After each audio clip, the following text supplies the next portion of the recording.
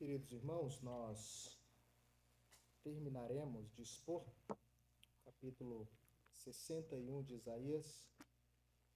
Estou me recuperando de uma gripe com tosse, então hoje eu prometo falar menos, eu acho. Isaías capítulo 61, os dois últimos versos. Isaías 61, verso 10 e 9. Nós vamos falar sobre uma resposta que nós damos à grande salvação que Deus nos proporcionou através de Cristo. Isaías capítulo 61, nós já vimos os dois primeiros sermões.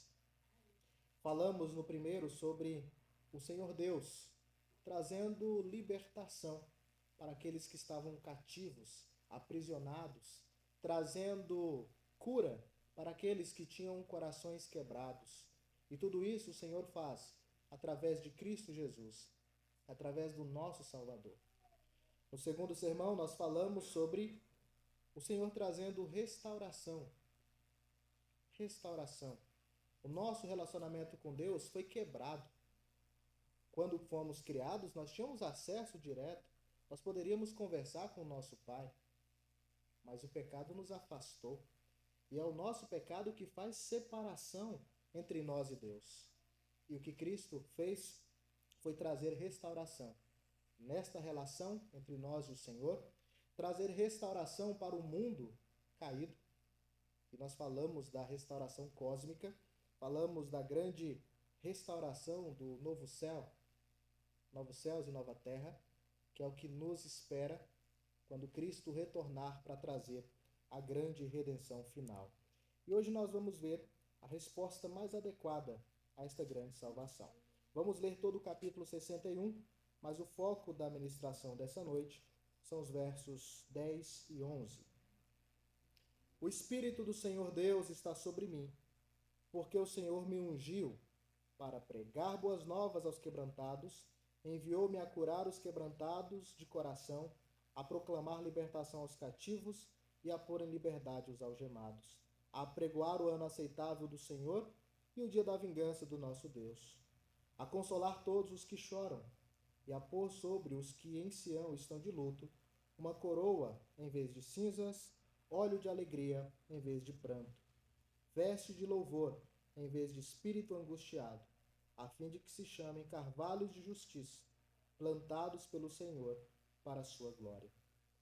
Até aqui nós vimos que Cristo liberta, que Cristo restaura, que Cristo nos salva. Ele foi ungido e ele foi capacitado e enviado com este propósito. Verso 4. Edificarão os lugares antigamente assolados, restaurarão os de antes destruídos, e renovarão as cidades arruinadas, destruídas de geração em geração. Estranhos se apresentarão e apacentarão os vossos rebanhos. Estrangeiros serão os vossos lavradores e os vossos vinhateiros. Mas vós sereis chamados sacerdotes do Senhor, e vos chamarão ministros de nosso Deus. Comereis as riquezas das nações, e na sua glória vos gloriareis. Em lugar da vossa vergonha, tereis dupla honra. Em lugar da afronta, exultareis na vossa herança. Por isso, na vossa terra possuireis o dobro, e tereis perpétua alegria. Porque eu, o Senhor, amo o juízo e odeio a iniquidade do roubo, dar-lhe-ei fielmente a sua recompensa, e com eles farei aliança eterna. A sua posteridade será concedida entre as nações, os seus descendentes no meio dos povos. Todos quantos os virem os reconhecerão como família bendita do Senhor. O Senhor restaura uma grande família, o Senhor restaura essa grande terra, para que todos nós sejamos reconhecidos como um povo que recebe a bênção do Senhor. E qual a resposta que nós podemos dar a esta grande salvação, a esta grande libertação, a esta grande restauração que o nosso Deus nos traz através de Cristo Jesus? E nós encontramos a resposta nos versos 10 e 11. Regozijar-me-ei muito no Senhor. A minha alma se alegra no meu Deus, porque me cobriu de vestes de salvação e me envolveu com um manto de justiça, como noivo que se adorna de turbante, como noiva que se enfeita com as suas joias. Porque, como a terra produz os seus renovos, e como o jardim faz brotar o que nela se semeia, assim o Senhor Deus fará brotar a justiça e o louvor perante as nações. Com isso nós entendemos, meus irmãos, que a nossa resposta à grande salvação é alegria, felicidade. Felicidade real, felicidade verdadeira, uma felicidade que tem bases sólidas na grande salvação que Cristo nos traz. Pai, nós lemos a Tua palavra, nós buscamos, ó Deus, compreendê-la e aplicá-la em nossa vida. Nos ajude, Senhor, a entender o Teu ensino. Que o Teu Santo Espírito nos use, que o Teu Santo Espírito fale conosco pela Escritura Sagrada. Que Ele nos santifique, que Ele nos fortaleça, que Ele nos console. Nós pedimos a Deus isso no nome de Jesus. Amém. Então, meus irmãos, o que eu quero falar com vocês nessa noite é que o nosso Deus, através de Cristo Jesus, Ele traz alegria para o seu povo. O nosso Deus, através de Cristo, traz verdadeira alegria para o seu povo. Nós podemos entender esses pontos anteriores que foram falados sobre a libertação e restauração, entendendo ali o propósito redentor e salvador do nosso Deus. Na primeira parte, nós vimos que o propósito de Deus era salvar aqueles que estavam aprisionados e quebrados através do ungido, o Messias, aquele que foi capacitado pelo Espírito Santo e foi enviado com este propósito. Ele recebe a capacitação e ele é enviado para cumprir com a sua missão, a qual ele faz com tamanha perfeição, que é a do nosso Salvador. Vimos também que o resultado desta obra inicial de redenção é a restauração em conexão com a vinda do reino de Deus. O nosso Deus é o grande rei de toda a terra. Ele é o grande rei. Lembre-se disso. Deus governa sobre tudo e sobre todos. Ele é aquele que tem o controle de tudo. Nós não temos o controle de nada, achamos que temos, mas quem realmente controla todas as coisas é o nosso Deus. E ele traz o seu reino, um reino de justiça e paz. E este reino é um reino de grande restauração. Esse reino veio através de Cristo, o nosso Salvador. Não ainda na sua plenitude. Nós aguardamos quando o Filho do Homem vir sobre as nuvens com poder e glória, trazendo de fato agora e de forma plena o reino completo do nosso Redentor. E agora nós veremos que diante dessas bênçãos, a nossa resposta deve ser a alegria. Nós devemos reagir a tudo isso com grande alegria. Os comentaristas que trabalham esse texto, eles divergem acerca de quem está falando aqui. Isso é muito interessante, meus irmãos. Quando vocês estiverem estudando a sua Bíblia, sempre pergunte, quem está falando? Às vezes, em um único texto, tem mais de uma pessoa falando. Esse texto completo tem mais de uma pessoa falando. Nós temos aqui o Messias falando. O Espírito do Senhor está sobre mim. Depois nós temos o próprio Deus falando, no verso 8, porque eu, o Senhor, amo o juízo e odeio a iniquidade. Então nós temos dois oradores diferentes. E agora nós temos uma outra figura, outra pessoa falando. Regozijar-me-ei muito no Senhor. Retorna aqui a primeira pessoa, e aí a gente fica questionando quem está reagindo a esta grande salvação. Alguns acreditam que aqui novamente o ungido toma a palavra e declara a sua alegria pela salvação. Mas, diante de todo o contexto, diante de tudo o que nós encontramos no texto, parece ser mais apropriado entender que quem está respondendo é o povo. O povo que recebe a libertação e o povo que recebe a restauração. Este povo aqui personificado, a Sião personificada, apresenta agora a sua alegria por causa de tudo aquilo que o Messias realizará na vida dele. Então, a razão é que o Messias, ele não é descrito como sendo salvo, como o texto vai apresentar. Ele não é descrito como tendo sido salvo, ser vestido de justiça, mas ele é aquele que nos veste de salvação, ele é aquele que nos veste da sua própria justiça. Então, entendemos que o povo de Deus responde à grande salvação com muita alegria. A resposta da salvação é uma resposta de louvor, uma resposta de louvor alegre. E é isso que nós vemos nesse texto. A expressão de alegria, ela é encontrada como uma resposta de grande adoração ao Senhor. Regozijar-me-ei muito. Regozijar-me-ei muito no Senhor. A minha alma se alegra no meu Deus. E as razões são apresentadas. Por quê? Por quê? Porque me cobriu de vestes de salvação e me envolveu com um manto de justiça. A resposta, então, é uma resposta de louvor alegre. O anúncio da alegria é bem enfático. Regozijar-me-ei muito, em excesso, com toda a minha força no Senhor. Minha alma se alegra no meu Deus. Essas expressões, e pensando que aqui tem um paralelismo, o autor ele repete a mesma expressão em dois lugares com algumas alterações, tem como objetivo enfatizar a alegria do povo por causa da grande salvação. Meus irmãos, se você não estiver feliz pelo que Deus fez na sua vida, tem alguma coisa errada. Tem alguma coisa errada. Ah, mas são muitas lutas, são muitas dificuldades, são muitos problemas, são muitas dores. Ok. Mas o seu foco tem que ser naquilo que realmente te dá esperança, a salvação.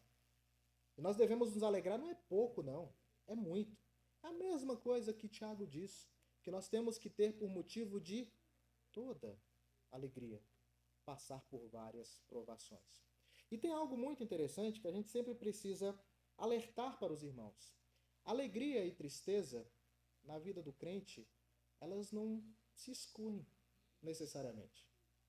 Às vezes você pode estar realmente triste, ao mesmo tempo em que você está alegre. A única diferença é o objeto, tanto da sua tristeza quanto da sua alegria. O crente é aquele que pode experimentar as duas coisas ao mesmo tempo. Tristeza e grande alegria. Mas lembre-se, a alegria é muito maior, porque a tristeza é passageira. A alegria, ela é eterna. A alegria que nós desfrutamos através da salvação de Cristo começa agora e é para toda a nossa vida. É para toda a nossa vida. Por isso que há essa ênfase. Regozijar-me-ei muito no Senhor, a minha alma se alegra no meu Deus. E lembre-se, a alegria é algo muito importante na nossa vida, eu já falei isso em outros momentos. A alegria é tão importante que faz parte do fruto do Espírito. Então, se você foi regenerado pelo Senhor, se você se tornou um crente, você precisa agora desfrutar do fruto do Espírito. E o fruto do Espírito tem uma das suas camadas que é a alegria. Então, alguém que está vivendo no Espírito, alguém espiritual, é alguém que deve buscar constantemente a verdadeira alegria. Em muitos lugares na Escritura Sagrada, a Bíblia, ela nos exorta a vivermos felizes, a vivermos alegres. Um dos exemplos que nós temos é o próprio apóstolo Paulo, exortando os filipenses a alegrarem-se no Senhor. Outra vez vos digo, alegrai-vos.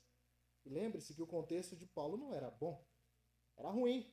E mesmo assim ele estava dizendo, alegrem-se, vivam felizes no Senhor, que é a mesma realidade que nós estamos vendo aqui.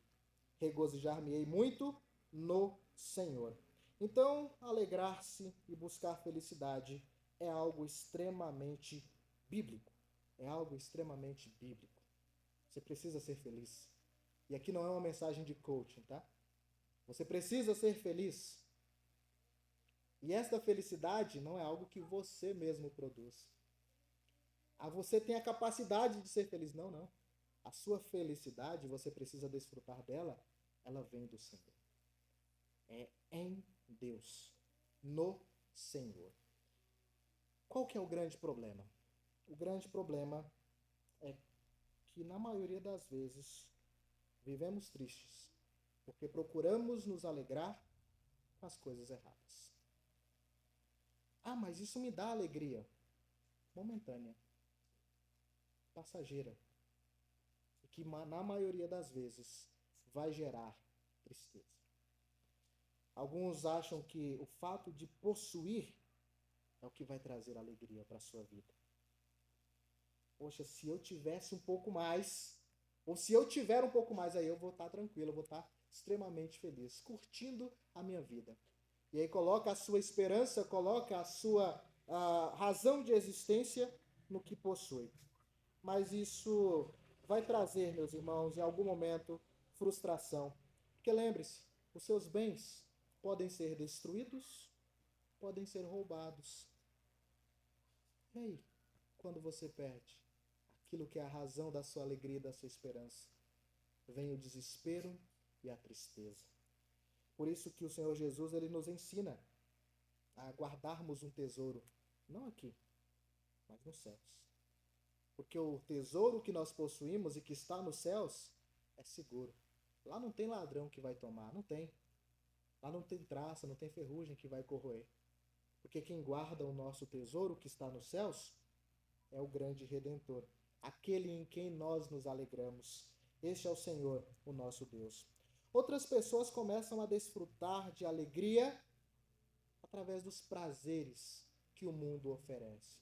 E lembre-se que os prazeres desse mundo, na maioria das vezes, são pecaminosos. Na maioria das vezes são pecaminosos. E as pessoas acham que isso é o que vai trazer alegria. E qual vai ser o resultado? Frustração. Pois aqueles que buscam alegria nos prazeres, verá que isso só vai trazer mais tristeza, por serem pecaminosos. Algumas pessoas acham que o fato de ter alguém, eu vou me casar, ou eu preciso de alguém para me casar, porque quando eu tiver alguém para me casar, ou quando eu estiver casado, aí sim eu estou feliz. É o que falta para mim. Um companheiro. É isso que está faltando. Eu só não sou feliz porque eu não tenho alguém para estar comigo. E aí, vai buscar relacionamentos e acha que isso é a razão da alegria. Qual que vai ser a consequência? Frustração. Sabe por quê? Porque eles perceberão que no casamento tem problemas. Tem problemas. Lembre-se, se a sua esperança estiver nisso, se a sua alegria estiver nisso, alguém pode dizer, tá vendo? O pastor está orientando o povo a não buscar um relacionamento. Não é nada disso. O problema é quando você acha que isso vai te trazer alegria verdadeira. Não vai. Se a sua alegria não estiver firmada no Senhor, todo o resto vai ser simplesmente resto. E vai trazer frustração e tristeza. No casamento, logo os problemas surgirão. E se não houver um alicerce firme em Cristo Jesus, você vai perceber que o casamento não vai trazer uma alegria real e verdadeira. Mas qual que é a base da nossa alegria? O nosso Senhor, o nosso Deus. Se a razão da sua alegria é Deus, é a salvação do Senhor, aí você vai conseguir administrar melhor os seus bens. Porque você vai entender que ter bens é algo importante para a manutenção da sua vida, para a manutenção da sua família e principalmente para a manutenção da casa do Senhor e da obra do Senhor. Você vai usar adequadamente, ciente de que você pode perder a qualquer momento. E isso não vai te trazer tristeza. Isso vai te deixar alegre por causa do Senhor Jesus Cristo. O casamento do mesmo modo. Se ele está sendo desfrutado dentro do contexto da alegria do Senhor, você vai perceber que os problemas vão te fortalecer naquela relação e vão te ajudar a crescer com o Senhor, a crescer em santidade. Lembre-se que casamento também tem esse propósito, tá bom? E a resposta de alegria de Sião não está propriamente destinada nas bênçãos. Então Sião não está alegre por causa simplesmente das bênçãos, mas sim por causa do abençoador. A alegria deve consistir não em algo que foi feito simplesmente, mas em quem fez. A parte de Deus não há verdadeira alegria. Regozijar-me-ei muito no Senhor, a minha alma se alegra no meu Deus. A alegria do salmista é em Deus. É em Deus. E ele então apresenta as razões para isso. O Senhor é a fonte da nossa alegria. Nós precisamos nos alegrar nele. Quando a fonte e a base da sua alegria for o Senhor, você conseguirá desfrutar das outras alegrias corretamente, pois você entenderá que o trabalho novo, a possibilidade de você glorificar a Deus, vai te ajudar a não tornar o trabalho o seu ídolo. O casamento será desfrutado para a glória de Deus e não necessariamente para a satisfação dos seus desejos. Os bens poderão ser usados para a glória de Deus de alguma forma. Assim, a nossa alegria estará no Senhor. Mas por que isso? Por que me alegrar no Senhor? O que foi que causou a alegria no povo? Ele diz, porque me cobriu de vestes de salvação e me envolveu com manto de justiça. Deus abençoou o seu povo com os dons da salvação. A alegria por causa das bênçãos da salvação. E é muito interessante. São ações que nós não conseguimos fazer. Você não consegue pegar um manto, uma roupa escrita salvação, ou uma roupa escrita justiça, e se cobrir com ela. Falar, pronto, estou salvo, sou justo. Não. A alegria dele é porque foi Deus quem fez isso. Ele que nos envolveu com o manto da salvação, com o manto da justiça. Não depende da nossa força, depende de Deus agir com misericórdia. O Senhor nos cobriu com os dons da salvação e da justiça. Essas palavras estão atreladas, intimamente relacionadas. Deus não salva o seu povo arbitrariamente, mas ele, ao mesmo tempo em que salva, ele precisa ser justo na salvação. O texto que nós lemos na liturgia, Romanos capítulo 3, do 21 ao 26, ele mostra como que Deus consegue, ao mesmo tempo, trazer salvação e expressar a sua justiça. Como que ele fez isso? Ele expressou o seu grande amor, nos justificando através de Cristo. Mas ele precisava ser justo, e como que ele fez isso? Trazendo, separando, colocando Cristo como aquele que morreria em nosso lugar.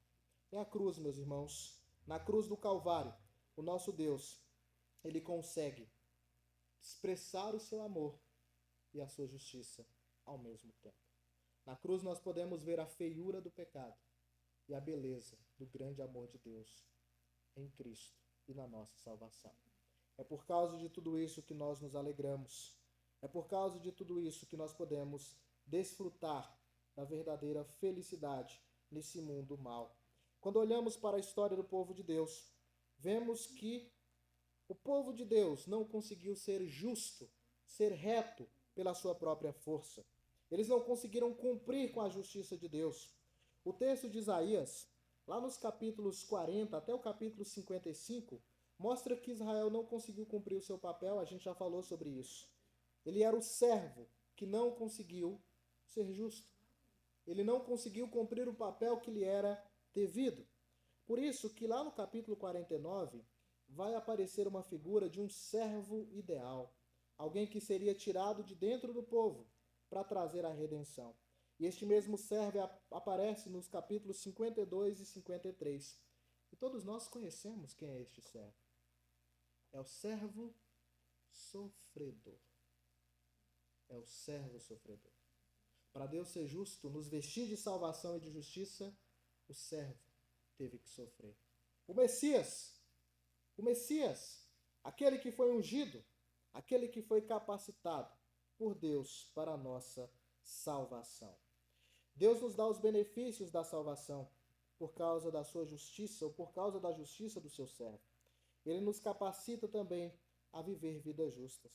Deus requer justiça de seu povo, mas como o povo por si mesmo não consegue, ele mesmo provê. A certeza vem do fato de que Deus fará brotar a justiça. Olha o que o texto diz. Porque me cobriu de vestes de salvação e me envolveu com o manto da justiça. como noivo que se adorna de turbante, como noiva que se enfeita com as suas joias. Porque, como a terra produz os seus renovos, e como o jardim faz brotar o que nela se semeia, assim o Senhor Deus fará brotar a justiça e o louvor perante as nações.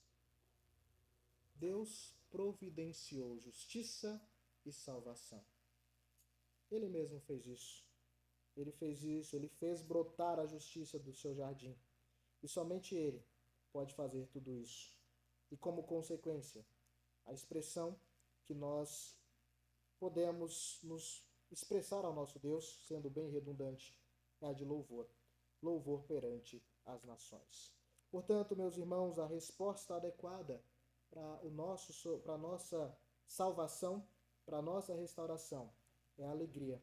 Alegre-se no Senhor e adore ao Senhor, porque Ele te salvou. Não busque alegria nos bens passageiros desse mundo, nas coisas fúteis desse mundo. Aquilo que é conhecido ou é expresso pelo Salomão como vaidade. Mas busque alegria em Deus. Busque se alegrar no Senhor.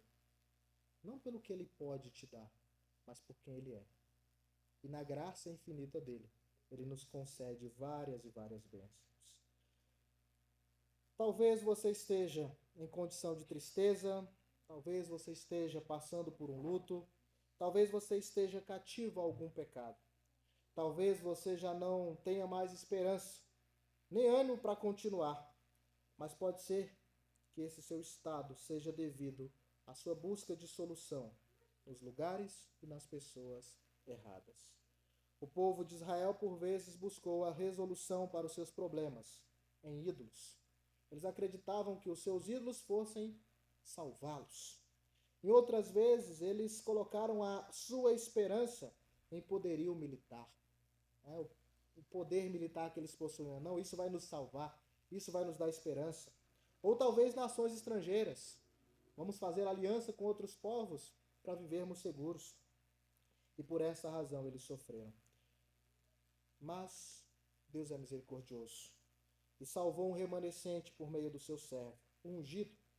E assim eles foram chamados a confiar no Senhor e voltar-se para Ele. E você também. Volte-se para Deus, porque o nosso Deus, Ele nos traz liberdade. Ele nos tira do cativeiro. Ele sara o nosso coração. Volte-se para o Senhor, porque Ele restaura aquilo que está quebrado. E volte-se para o Senhor, porque Ele traz verdadeira alegria para o seu povo. Que Deus nos ajude, que Ele nos fortaleça adiante desse mundo mau, diante desse mundo caído, a que nós vivamos para a glória dEle, porque nós fomos plantados com esse objetivo, como é dito, nós fomos plantados para o Senhor, para a sua própria glória. Essa é a verdade que nós precisamos nos lembrar. Alegrem-se no Senhor, alegrem-se em Deus, em tudo aquilo que Ele pode fazer e que Ele já fez através de Cristo Jesus, o nosso Redentor. Que Deus nos ajude, que Deus nos abençoe.